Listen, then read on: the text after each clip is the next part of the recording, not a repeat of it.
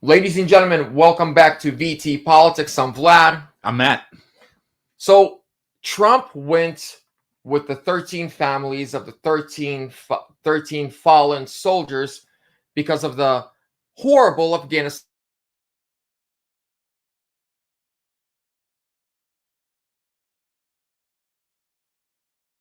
Was Kamala and Biden invited? Because we now know that Trump was invited by the families.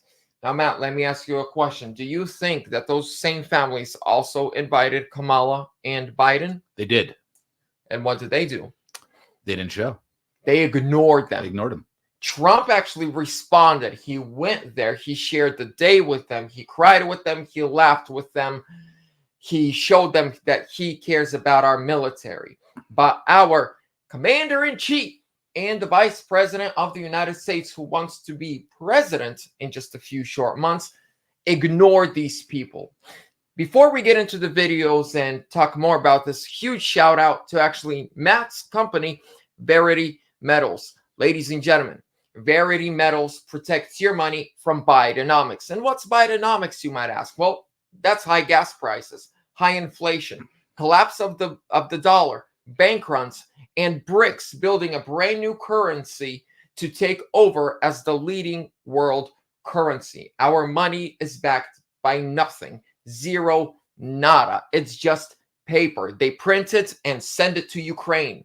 So protect your money from Bidenomics and, sadly, the collapse that I believe is coming with physical, tangible, biblical, godly, and constitutional money, gold and silver. You can store it in a safe, in a bank, in an IRA. I say put it under your pillow. And for free silver and qualifying orders, go to veritymetals.com or call the number right there, 480-717-9081. All of that is down below in the description. Call them, mention Vlad, mention this episode. Matt will hook you up. I'll hook you up.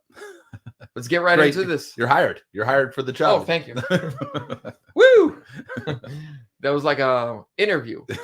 So I want to talk firstly about this one. We're going to go to my Twitter page. Got a couple of videos, but the first one is Tulsi Gabbard. So she was on CNN. They invited her to kind of, Trump did it as a campaign page, showing. But we're going to stop a couple times and you're going to hear how little CNN and the Democrats and the far left extremists care about the fallen soldiers, how little they care about their families. She even forgot that it happened 3 years ago, not 2 years ago. Let's roll this.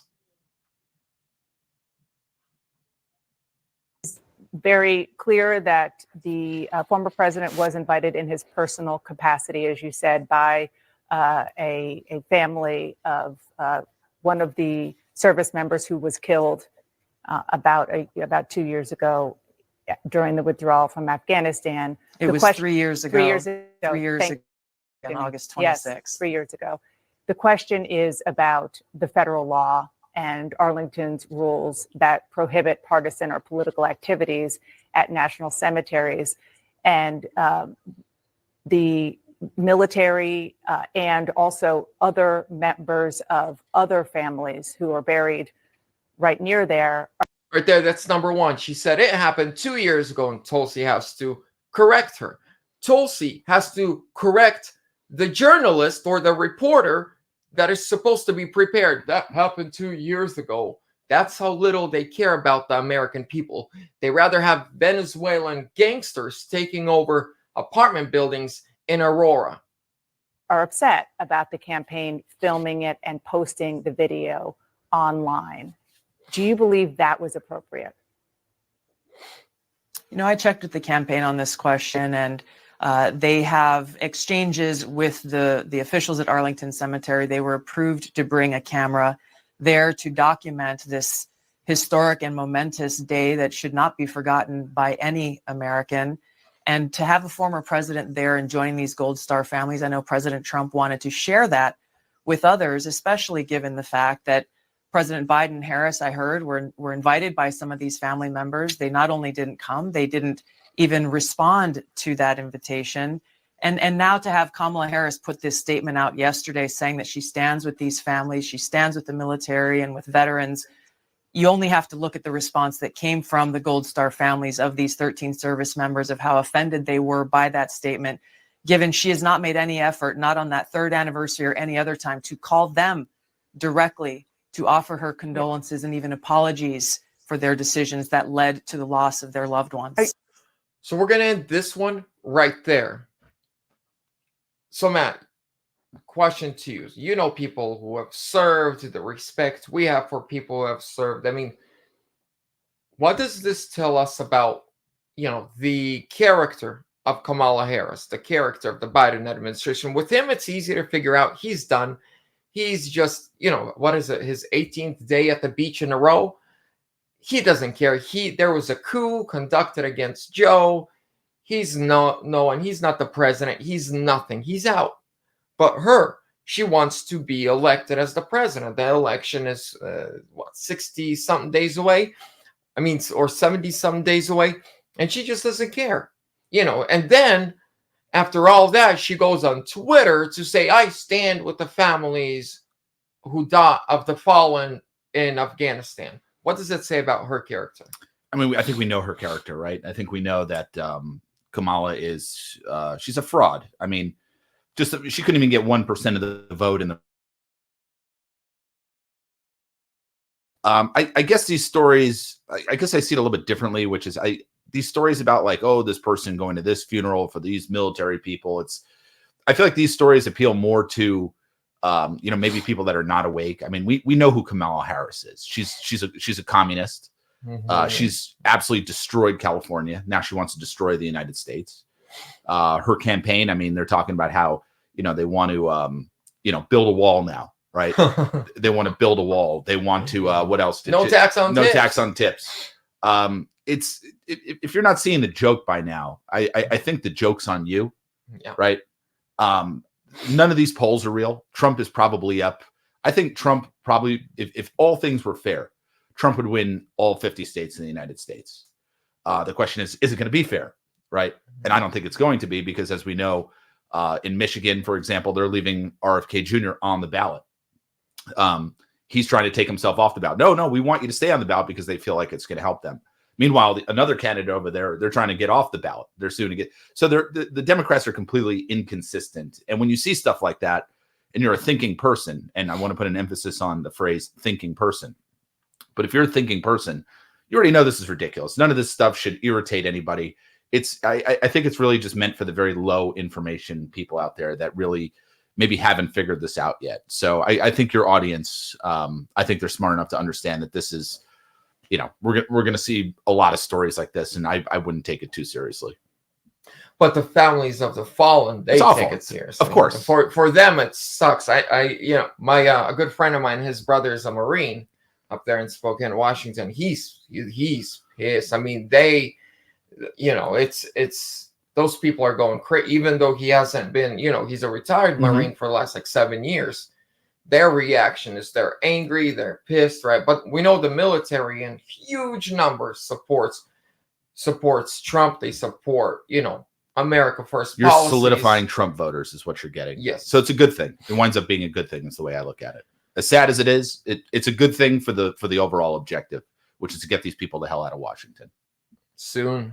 Now we're going to go back to my Twitter page, but this is about Tim Walz. And, we all know that Tim Walz is an American hero. He's been in war. He's carrying weapons. From all we know, he survived a nuclear attack. That's right. That's probably going to be his next story. I was in Hiroshima. Now, this is actually 4 men who served with Tim. They got something they want to tell you and the rest of the nation. Morally indefensible. He didn't care. It was all about him. He's a military impersonator. I don't understand how he could do it morally, or he's got absolutely no integrity. The rumor went across the state that he had quit, and it was like, who the hell does that? It was just unbelievable that a CSM abandoned his troops, 500 soldiers basically, but beyond that, there's 1,000 parents out there that expect that person to lead those people into combat. He's a habitual liar. He lies about everything. He lies about stuff that doesn't make sense. You're taking a piece of their thunder and you're trying to capture it and put it in a bottle for yourself and use that for your own benefit. He basically said, I've got better things to do.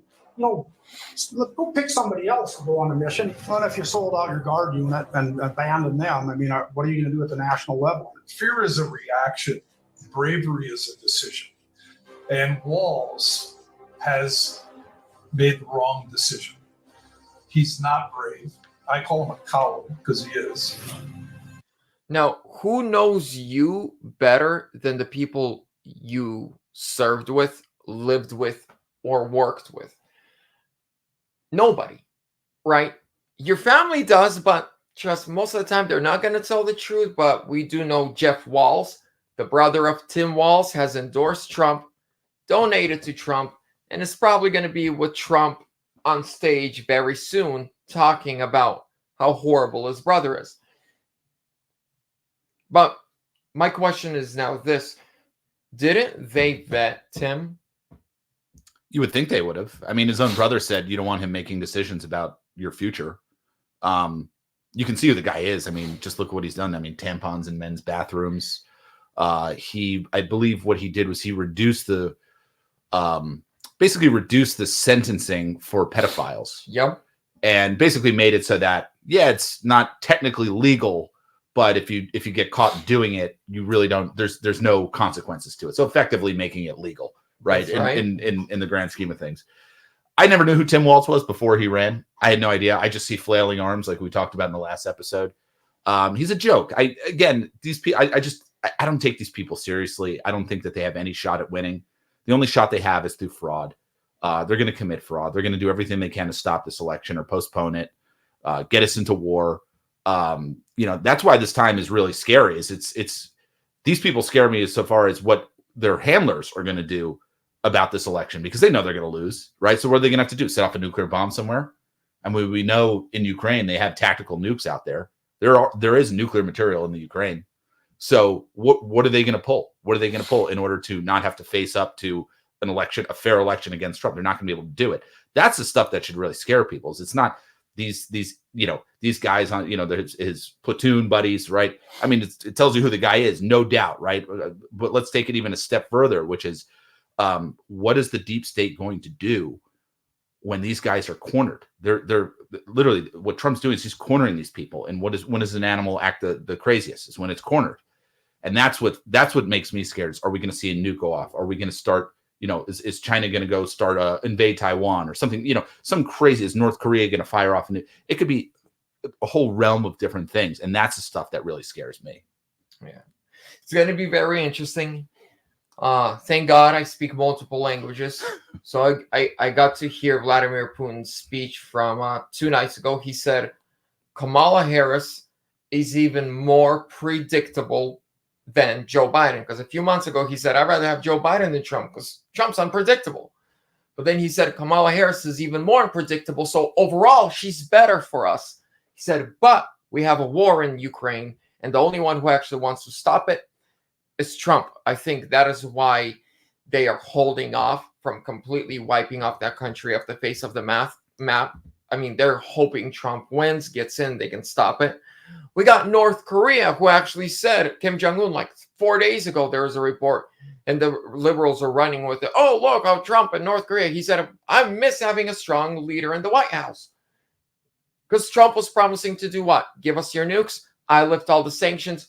North Korea will be as rich, if not richer than South Korea, 10 years tops. Those are all the promises that Trump made and was going to fulfill them if it wasn't for what happened in 2020. But ladies and gentlemen, we're going to wrap it up right here. And I'm going to ask you, share this video with everyone you know. People need to see, especially that last clip of Tim Walz battalion just exposing him, calling him a coward. If a soldier that you supposedly went into war with calls you a coward years down the road, not good. You're a coward, right? Yeah. Oh, yeah. That's why we're not cowards. but we've never been at war. But but if I had to. All right, ladies and gentlemen, thank you so much. Subscribe. Trump 2024 or sooner.